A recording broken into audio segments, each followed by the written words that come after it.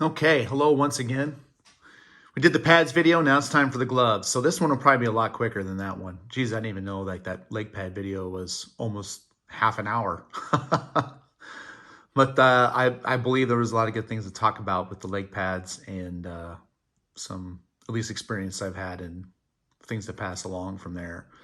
But yeah, this will probably go a lot quicker because across the board, depending on if you're getting the 20.2, the 12.2, or the new Catalyst, as they're calling that style of pad now, or the L87, the gloves are pretty much the same, but you have a wide array of options to click if you were to order a custom set. But yeah, not much has changed with the gloves. It's still basically the same style of Lefebvre blocker and glove that you saw with the 20.1 or any of their series of pads that they've built. Probably going at least with CCM. I think it's kind of noticed them, once again, they don't really do anything revolutionary because it's all about the focus is stopping pucks. I mean, that's what they care about. They're not trying to do some, oh, hey, we use this flash new material, or we invented our own style of foam that we put in our blocker that allows you to punch the puck out of the arena. I mean, no, they don't pride themselves on that. It's almost like a religious approach, if you will, to like hockey gear to them is like a religion. So they just it's just got to stop the puck, man. That's it. Hey, it's function over form.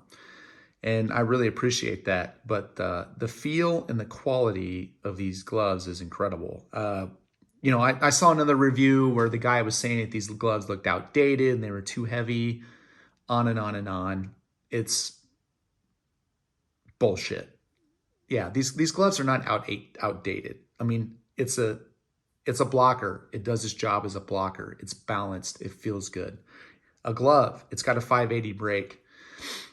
It's balanced on the hand. It feels like an extension of your arm. It's not getting in the way. I don't feel like I'm having to compensate or think about my body movements and how the glove will adapt to that. The equipment just moves with me.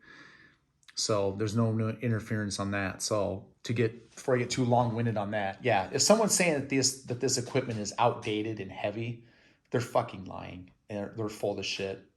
So I would not put any stock towards that opinion. I mean, that's not my experience now that I've had two sets of Lefebvre crafted pads.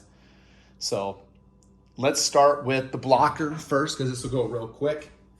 The blocker is pretty much unchanged since the blockers they've probably been building for the last 5-6 years. Still same blocker style. It's still that same centered hand position. Still same blocker board. Now it might look big and clumsy, maybe next to maybe some Bauer blocker or whatnot, but it's not. This thing is light. Like, this thing is on my hand. It's balanced. Like I said, it moves well with your body. It functions well. There was a guy on the goal net who has a pair of 20.2s, weighed this. Like, this blocker is like maybe just a shade under 2 pounds. So the fact that someone's trying to say that these things are heavy and unbalanced, no, that opinion is wrong. They kept the on the back, the wrist mobility, so none of that gets in your way. And I know Bauer made a big splash with their mock blocker by completely getting rid of this, but the way that you can Velcro this thing down and get it out of the way of your wrist, you don't even notice it's in there. And I'll show you real fast here. Just a little idea of the wrist mobility. I mean, that's presenting the blocker straight up. Look how much bend there is there. I mean, I've drank coffee with this blocker on my hand, and it's hard to describe feel unless you put your hand in it yourself. But this thing is nice and balanced. I like the center position of the blocker like this. I know that with some of the other companies' blockers that are on the market, they tend to stick the blocker board a little bit higher, and your hand position actually moves up a little bit more, and this part gets a little bit lower because the idea is like, well, you have your chesty arm here, this would be overkill and overlap, so they're trying to make that nose of the blocker piece down farther. But I like this feel. I like this feel like this traditional blocker. I went with pretty much the same specs that I had with my 20.1. I like the Nash and the palm, and I went with the tight option. So yeah, there's no slack. Like I'm trying to shake this thing off my hand. You know, you're not seeing the board like moving around. You're not seeing any excess material. There's a little bit of excess material on the fingers. Like the Bauer blockers feel pretty good with whatever glove material that they're using inside here, like in the fingers and whatnot. But no, this feels really good. This Nash feels great. I wish you could get Nash option inside the actual glove itself, not just the blocker. But I'm a big fan of the way this feels. Feels tight. Yeah, I would say I got some pretty decent sized hands. I think if I'm buying like regular winter gloves, I'm like usually like a size large, like a size 10. But yeah, tight fingers, tight palm. This feels good. You still get a lot of feel through the stick. So whatever idiot was saying, hey, let's remove this vibration dampening pad, look how thick that is. That's not that thick at all. If that's somehow disrupting you, I don't know what to tell you. But what this does is so your palm doesn't blow out after like 6 months of use and then you need a new blocker palm. So yeah, this feels really good. Finger protection is really solid. This is really, really thick in here. You can kind of see that maybe a little bit. Sorry about the camera angle. But yeah, materials are good. You know, once again, it's Lefebvre built quality across the board. So, I mean, you're not going to see a stitch out of place. I went with the curved finger protection this time around. I had the straight before, but honestly with the curve, I can still poke check, still throw my stick out there, no problem. This finger protection piece does not get in the way of your stick movements. And you can kind of see in this side shot, maybe a little bit, like this is pretty beefy. This is probably the thickest finger protection you're gonna see in a blocker in the market. You know, once again, this blocker sidewall board, it's me beating the crap out of it, and it's solid. The blocker board, this thing is stiff as hell. Yeah, that is a thick blocker board. The rebounds on this are pretty good. It's pretty easy to punch a puck with your blocker out to the boards. I mean, it's not gonna hit your blocker and die and just stay there in front of the crease and some bender like bangs home loose change on you. So I mean, that's not gonna happen. So yeah, quality of this blocker, once again, blocker simple. Keep it nice and comfortable. It functions well. Thumb protection's thick. I went with the thumb pillow option. Blocker board is solid, like you can't move it. Not at all, like it's barely moving. And the blocker board, nice and thick. And I also like the graphic too. I don't know, the gold just pops. I just love it. Anyways, so yeah, that's the blocker. So let's talk about the glove. Glove specs right off the top. Let's talk about glove specs here. I pretty much stayed with the same glove specs I have with my 20.1s. Full right, 580 break, sure grip on the inside, skate lace on the pocket, double T. Things I noticed with this glove, you know, just like anything else Lefebvre does, just incremental improvements. Oh, we'll tweak this, we'll move this position. And you can tell that like they've obsessed over every little aspect of their piece of gear. The thing, like the 580, man, I love this. I love this glove break. It just feels like a big basket on your hand. In this pocket, if you can kind of see from the side here, this pocket is deep. I mean, I suck as a goalie, so I barely catch anything with it anyway. But, but when I do, the pucks just kind of go in there effortlessly. Like if you just got to stick your glove out, the puck will find its way into the basket. That's just all there is to it. So, you know, once again, the function, right? And I think some other glove companies screw this up, or I mean, other goalie companies screw this up when they're making their gear. The biggest thing you notice right off the bat, and zoom this in a little bit, look at the position of the tee.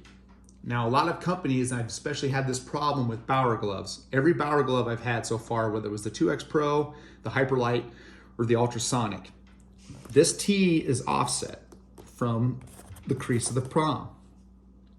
The Bauer gloves actually move this tee and they attach it to their anchor point right in the center of the palm. So every Bauer glove I've had right out of the box has been a more laborious break-in process. I I've had to loosen the pocket tee, not like a full floating tee, like, once again, you'd see with Factory Mad, but I've had to loosen the base of that tee up to actually get the damn glove to close all the way. They've reinforced the tee right here, which is nice.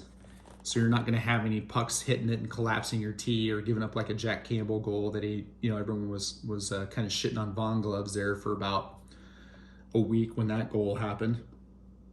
And they've made the right here at the edge of the glove itself, that's a little bit more beefier. Very, like, it's noticeable to me because I had a 20.1, but most people are like, oh, it's just a glove. Oh, and my only change that I did with this in my 20.1 was that it's a Pro Palm this time. So, walk around here the other side. Yeah, I have not done anything to this glove yet.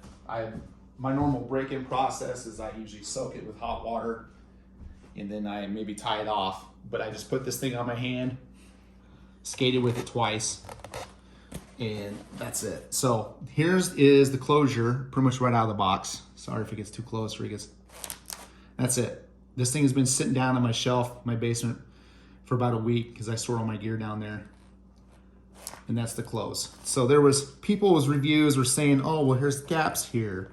Oh, here's gaps here. Like, this is my finger and it barely gets in there. No puck, once again, no puck is gonna come in your glove. And if you close it, it's not getting out through these gaps. Also, once again, keep in mind, I have not really fully broken in this glove yet. I haven't really done my hot water method or anything that I like to do with it. I don't do the keeps method. I just find that just like using hot water in the sink is the best way to do it. It makes the glove nice and supple. You're not trying to bake your glove in the oven, and some people have messed up and completely melted the gloves down, so I'm not even gonna mess with that. But no, this thing is light on my hand. There's sure grip on the inside. I wish you could get Nash. I mean, that's my only suggestion. It'd be nice to have Nash on the inside of this because the Lefebvre Nash that they use like on the blocker feels so good. But, as I closed this a couple times, I mean, this is a Pro Palm. This thing is thick.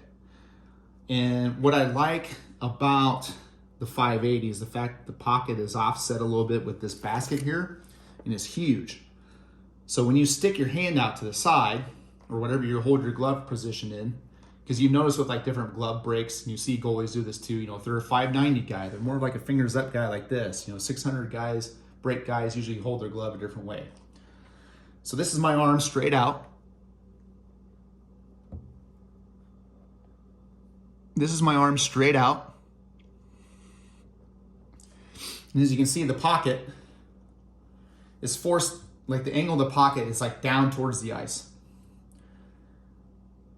So you're not having to adjust your hand around the puck if a shot's coming at you. You just stick that thing out there and more likely, and if you get your glove near it, the puck is just gonna fly into it. This thing is just gonna suck up the puck. You just gotta close it and that's it. Yeah, and this is still pretty fresh out of the box. Like, I've had 2 skates in it, 3.5 hours of ice time. I haven't done any soaking method with it or nothing. This thing came perfect. I am blown away again by the quality and the consistency that this company has. Wrist mobility is fine. Much like the blocker, I think they did little incremental improvements here to allow you to open up this wrist cuff, and it just feels nice on the inside. Like you're closing your hands. I don't know how well you can see in there. But if you're closing your hands with the glove, like the imagine holding a baseball bat, but you actually hold like the meteor into the barrel. That's what it feels like with my hand. So with me having a little bit bigger hands, like I feel like I'm closing the glove with my whole hand. The Bauer gloves kind of feel more like a hinge. So it's more of like a fingerprint or fingertip input to close that glove consistently, but I also had to break in that glove like crazy to get to where it was at too and do my little method with it. So this is a 580. So the closure is going to be pretty much like fingers to the base of your thumb like this. The internals of the glove, nothing flashy here. Same Lefebvre internals that they've had for decades, but this is all nice, comfortable material. And once you dial in the straps to your liking, these are not going to move. This glove, I won't have to mess with this unless I let someone else wear it and try it out. or yeah, I don't see this breaking down within like a couple months by any means. And this is a Pro Palm too, and it's pretty nice and thick. So yeah, I am just like the leg pads. I am really happy with the quality of this equipment. It's completely, bar none, I think best that you're gonna find in the goalie market. You know, once again, you're gonna be spending a good amount of money to get this set, but I believe this set's probably gonna last me 10 years. This will probably be the last set of goalie pads I probably buy, because I just think they'll last that long and perform that well. But some cons, right? There's gotta be some cons. Yeah, the only con I can really think of at the moment is, you know, it'd be nice to have like a Nash option on the inside of the glove, like you do for the blocker. That'd probably be about the only change or suggestion I would make at this point. But I mean, they're light. These things are not outdated. They're not heavy.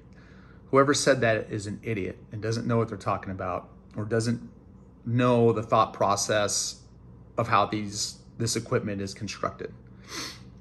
But yeah, that's probably about the only con at this point. Well, yeah, in the price point is pretty damn high. Like I said, it's highest on the market, barred over any other company, unless like I think the only way you'd probably spend more on a set of custom goalie pads right now is if you did like some sort of Bauer digiprint, because the upcharge on that is just outrageous for them to do that digiprint.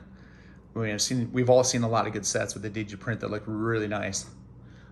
But yeah, that's it. I would say the price point would be the con, and also the not having Nash on the inside of the glove would also be another con. That's just a minor nitpicking. So overall, should you get this set? If you have the money or are willing to spend the money and want to spend the money, hell yes, you should get this set. This stuff is constructed very well.